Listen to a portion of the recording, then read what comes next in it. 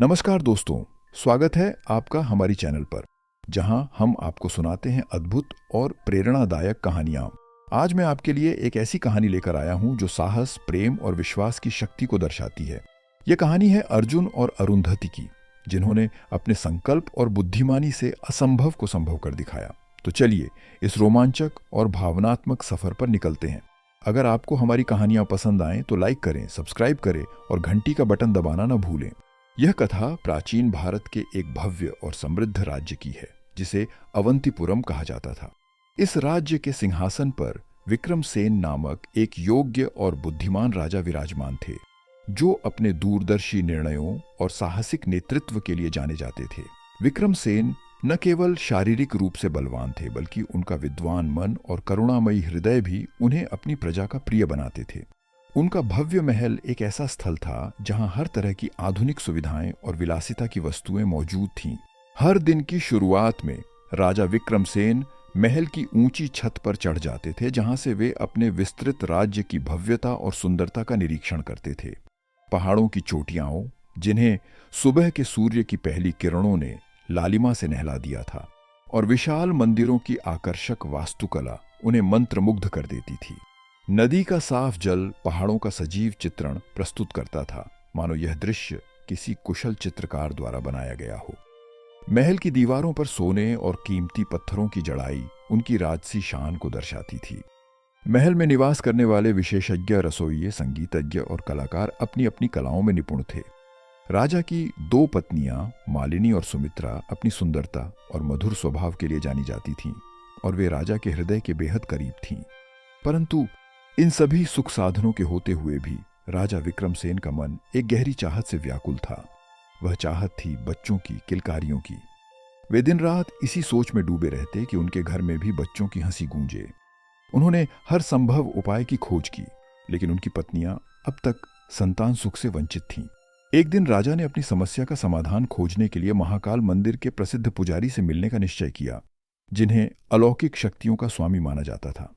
पुजारी ने राजा को एक रहस्यमयी संदेश दिया। राजन, तुम अपने महल के द्वार तब तक न खोलना जब तक तुम अपने जीवन की सबसे ऊंची मंजिल को प्राप्त न कर लो, अन्यथा यह निर्णय तुम्हें अथाह दुख का कारण बनेगा। इस उलझन भरे संदेश को सुनकर राजा चिंता में डूब गए, और उन्होंने उसका अर्थ समझने के लिए अपने राज्य की ओर वापसी की यात्रा शुरू कर दी। राजा की इस वापसी यात्रा में उनका काफिला त्रिभुवनगिरी के राजा पृथ्वीसार के राज्य में रुका, जहां विक्रमसेन ने अपनी समस्या को पृथ्वीसार के समक्ष रखा और उस दिव्य पुजारी के रहस्यमयी संदेश का अर्थ जानने का प्रयास किया। राजा पृथ्वीसार ने दिव्य पुजारी के गूढ़ संदेश को गहराई से समझ लिया था, परंतु उन्होंने इस ज्ञान को बड़ी चालाकी से अपने तक ही सीमित रखा। उनकी दूरदर्शी योजना यह थी कि वे राजा विक्रमसेन के वंश को अपने राज्य से मिला सकें, जिससे दोनों राज्यों की शक्ति में वृद्धि हो। इसी योजना के तहत उन्होंने एक विशेष अवसर पर राजा विक्रमसेन को अपने महल में आमंत्रित किया। राजा पृथ्वीसार ने उस रात विक्रमसेन को विशेष रूप से तैयार की गई शराब पिलाई, जिसे पीने के बाद विक्रमसेन अत्यधिक प्रसन्न और उत्साहित हो उठे। फिर उन्होंने अपनी मनमोहक बेटी वसुंधरा से विक्रमसेन का परिचय करवाया। वसुंधरा की सुंदरता और विनम्रता ने विक्रमसेन का दिल जीत लिया। उस रात महल में एक भव्य उत्सव का आयोजन किया गया था। संगीतकारों ने मधुर धुनें छेड़ी और नर्तकियों ने अपने नृत्य से सभी का मन मोह लिया। हर कोई उत्सव की रौनक में डूबा हुआ था, और राजा विक्रमसेन पूरी तरह से वसुंधरा के सौंदर्य और उसकी आकर्षक उपस्थिति में खो गए थे।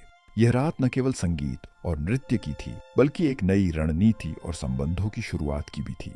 चांदनी रात में वसुंधरा और राजा विक्रमसेन ने खुले आसमान के नीचे नृत्य और संगीत में खोए हुए समय बिताया। रात की शीतल हवा और मदहोश कर देने वाली शराब के प्रभाव में दोनों ने महल के सुंदर बगीचे में सितारों की छांव में आपस में गहरी बातें की। जैसे जैसे रात अधिक गहरी होती गई, वसुंधरा की आंख लग गई। जैसे जैसे रात गहराती गई, वसुंधरा के मन में एक विचित्र स्वप्न जन्मा। उसने स्वप्न में देवी गंगा को देखा, जो उसे सौम्य द्वीप जाने का निर्देश दे रही थीं। देवी गंगा ने कहा, तुम्हारा और तुम्हारे वंश का भविष्य इस पवित्र स्थान पर लिखा जाएगा। वहां पहुंचकर तुम्हें अपने जीवन का असली उद्देश्य मिलेगा। स्वप्न से प्रेरित होकर वसुंधरा ने महल के सेवकों से एक छोटी नाव तैयार करवाई। बिना किसी को कुछ बताए वह चुपचाप महल से निकल पड़ी और सौम्य द्वीप की ओर प्रस्थान किया। यात्रा के दौरान समुद्र की लहरों का संगीत और रात का सन्नाटा एक रहस्यमयी वातावरण उत्पन्न कर रहा था। जब वसुंधरा सौम्य द्वीप पहुंची तो उसने पाया कि यह स्थान अविश्वसनीय रूप से पवित्र और दिव्य था। यहाँ की शीतल हवा और समुद्र की गहराइयों से उठती मधुर ध्वनि मानो देवी देवताओं का स्वागत संदेश हो। उसी क्षण समुद्र देवता वरुण उसके सामने प्रकट हुए। उनका दिव्य तेज और सौम्य व्यवहार वसुंधरा को मंत्रमुग्ध कर गया। वरुण ने वसुंधरा से कहा, तुम्हारा यहां आना संयोग नहीं बल्कि नियति का भाग है। आज की रात्रि हमारे लिए धन्यता और आशीर्वाद लेकर आई है। वसुंधरा ने देवता के साथ एक पवित्र रात व्यतीत की। अगली सुबह वरुण ने वसुंधरा को आशीर्वाद दिया, तुम्हारे जीवन में कभी अभाव नहीं होगा। तुम्हारी संतानें समृद्धि और साहस के प्रतीक बनेंगी और तुम्हारा नाम इतिहास के पन्नों में अमर होगा। इस दिव्य वरदान के साथ वसुंधरा वापस लौट आई। अगले दिन जब राजा विक्रमसेन ने वसुंधरा को देखा तो उनके चेहरे पर प्रसन्नता और संतोष झलक रहा था। वसुंधरा की आंखों में एक अजीब सा चमक और आत्मविश्वास दिखाई दे रहा था, जिसे देखकर विक्रमसेन और अधिक मोहित हो गए। उनके मन में बस पिछली रात की मधुर यादें ताजा थीं। वसुंधरा के साथ बिताए गए वो पल, उसकी मुस्कान और खुले आसमान के नीचे की गई गहन बातें। विक्रमसेन को इस बात का बिल्कुल भी अंदाजा नहीं था कि वसुंधरा ने रात के अंधकार में एक रहस्यमयी यात्रा की थी। उनके लिए वसुंधरा सिर्फ वही थी जो उन्होंने पिछले दिन देखी थी, एक सरल, सुंदर और आकर्षक राजकुमारी। समय बीतने के साथ जब वसुंधरा को पता चला कि वह गर्भवती है तो उसके मन में एक अजीब उलझन उत्पन्न हो गई। उसने सोचा कि क्या उसका होने वाला बच्चा राजा विक्रमसेन का है या फिर वह समुद्र देवता वरुण की दिव्य शक्ति का परिणाम है। यह प्रश्न उसे गहराई से परेशान करने लगा और उसने इस रहस्य का समाधान ढूंढने का निश्चय किया। विक्रमसेन ने पहले ही ऐसी स्थिति का अनुमान लगाया था, इसलिए उन्होंने त्रिभुवनगिरी से लौटते समय एक बड़े पत्थर के नीचे अपनी तलवार और चप्पलें छिपा दी थीं। उन्होंने वसुंधरा से कहा, अगर तुम्हें पुत्र हो तो जब वह बड़ा हो जाए तो उसे यह पत्थर उठाने को कहना। अगर वह यह कर सका तो मैं समझ जाऊंगा कि वह मेरा पुत्र है और अवंतीपुरम का राजा बनने के योग्य है। वसुंधरा ने एक पुत्र को जन्म दिया जिसका नाम अर्जुन रखा गया। अर्जुन बचपन से ही अपने साथी बच्चों से अलग था। उसकी सुंदरता, ताकत और साहस देखते ही बनता था। एक बार जब एक प्रसिद्ध योद्धा बलराम ने महल का दौरा किया और अपनी शेर की खाल उतारी तो बाकी बच्चे डर गए, लेकिन अर्जुन ने तुरंत एक भारी कुल्हाड़ी उठाई और खाल पर वार कर दिया जैसे वह उसे असली शेर समझ रहा हो। जब अर्जुन बड़ा हुआ, वसुंधरा उसे उस पत्थर के पास ले गई जहां विक्रमसेन ने तलवार और चप्पलें छिपाई थीं। उसने अर्जुन से कहा, यदि तुम ये पत्थर उठा सको तो तुम्हें अपनी असली पहचान और भविष्य का मार्ग मिल जाएगा। अर्जुन ने अपनी पूरी ताकत लगाई और पत्थर को आसानी से उठा लिया। उसने तलवार और चप्पलें निकाल लीं। उस पल उसे समझ आया कि वह एक महान राजा के पुत्र है और उसे अपना भाग्य पूरा करना है। अर्जुन ने अवंतीपुरम की ओर प्रस्थान किया। उसकी मां ने उसे समुद्र के रास्ते जाने की सलाह दी ताकि जंगल के खतरों से बच सके, लेकिन अर्जुन ने इनकार कर दिया। उसने कहा, एक राजा बनने के लिए मुझे खुद को साबित करना होगा। मुझे अपने दम पर इन खतरों का सामना करना होगा। अर्जुन ने अपनी यात्रा के दौरान अनेकों कठिनाइयों को अपनाया।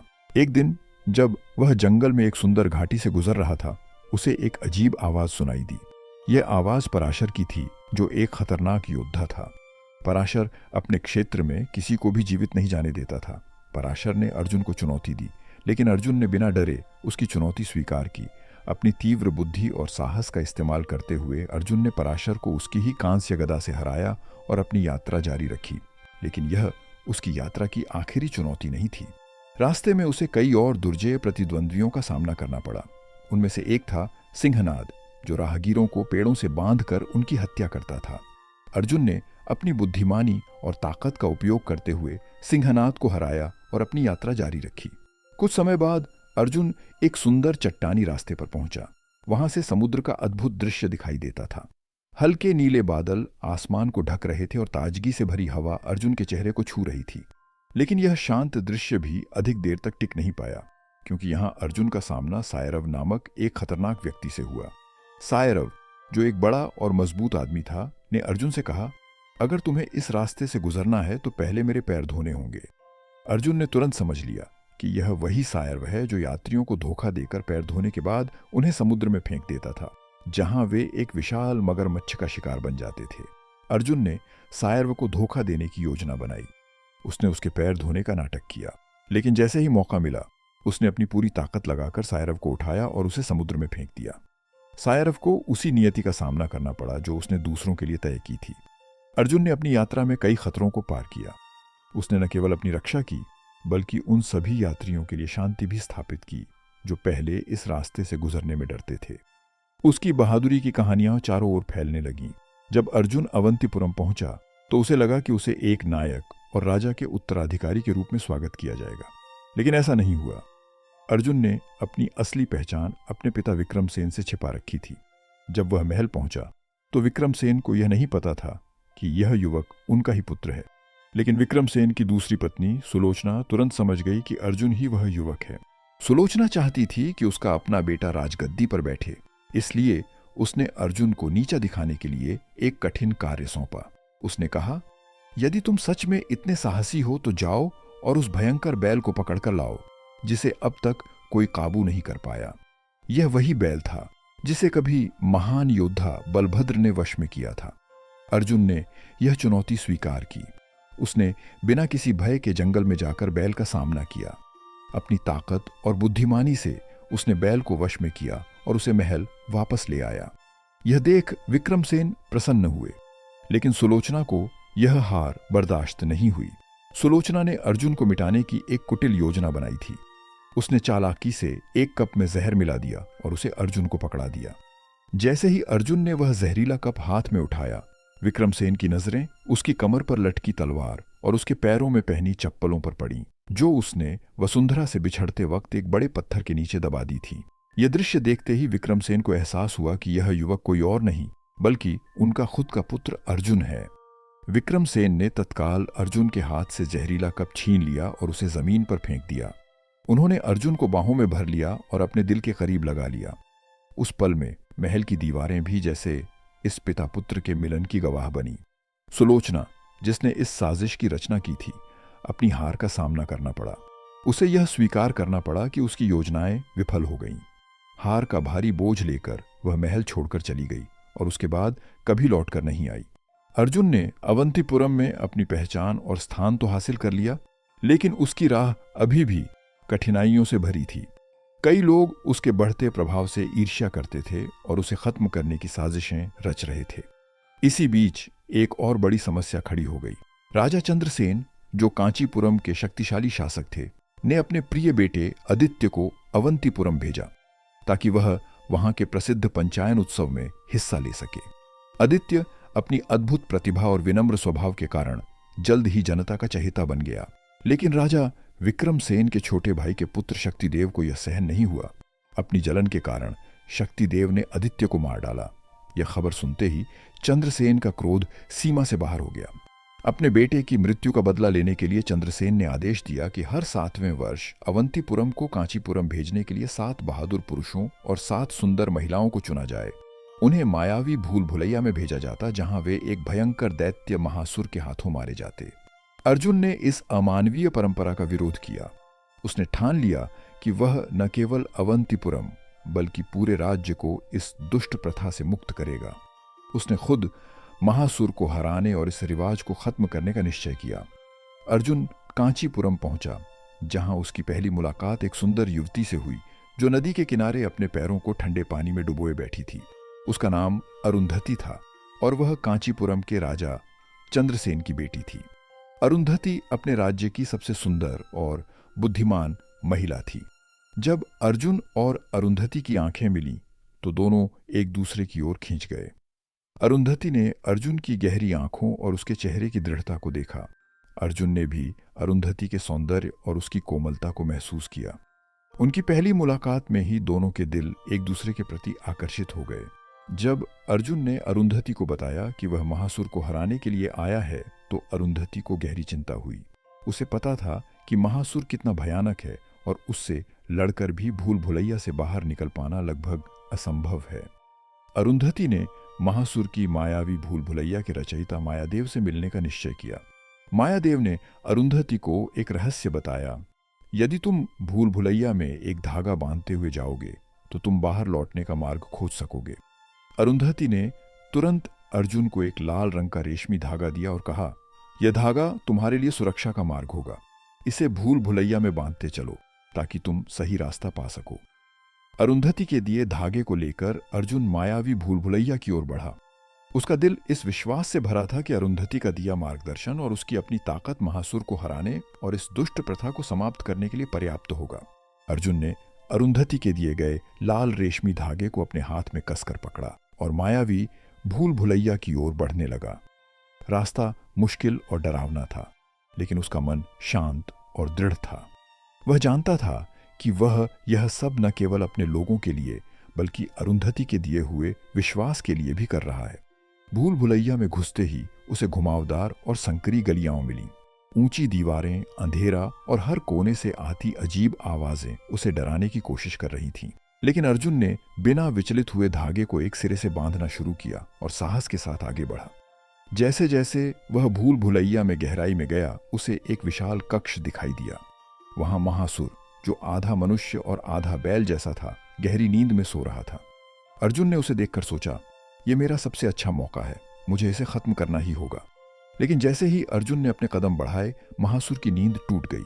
उसकी लाल लाल आंखें अर्जुन पर गुस्से से चमकने लगीं। वह अपने विशालकाय शरीर के साथ खड़ा हुआ और जोर से दहाड़ा, कौन है जो मेरी शांति भंग करने आया है? महासुर ने अपने विशाल पैरों से जमीन को हिलाते हुए अर्जुन की ओर कदम बढ़ाए। अर्जुन ने अपनी तलवार और गदा कसकर पकड़ी और कहा, मैं तुम्हें खत्म करने आया हूं ताकि इस भूमि के लोगों को तुम्हारे आतंक से आजादी मिल सके। दोनों के बीच भीषण युद्ध शुरू हुआ। महासुर की ताकत अपार थी, लेकिन अर्जुन की गति और चतुराई उससे भी अधिक थी। अर्जुन ने महासुर के वारों को चकमा देते हुए उसके कमजोर बिंदुओं पर प्रहार करना शुरू किया। लंबे संघर्ष के बाद अर्जुन ने अपनी पूरी ताकत और कौशल का उपयोग करते हुए महासुर पर जोरदार वार किया। अंततः महासुर धरती पर गिर पड़ा और उसका आतंक समाप्त हो गया। अर्जुन ने महासुर को हराने के बाद अपनी तलवार को संभाला और लाल धागे का अनुसरण करते हुए भूल भुलैया से बाहर निकलने लगा।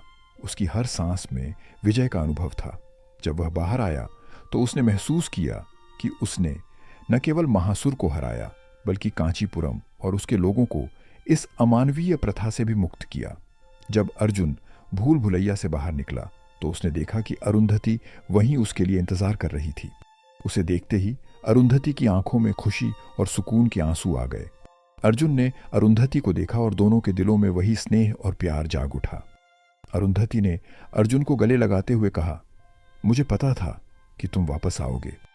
अर्जुन ने उसका हाथ थामते हुए कहा, मैंने तुमसे वादा किया था और अब मैं एक और वादा करता हूं।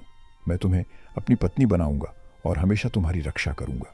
अरुंधति ने मुस्कुराते हुए कहा, मैं तुम्हारे साथ हूं, चाहे जो भी हो। दोनों ने हाथों में हाथ डाले, विजयी भाव से शिविर की ओर लौटते हुए नए भविष्य की ओर कदम बढ़ाए।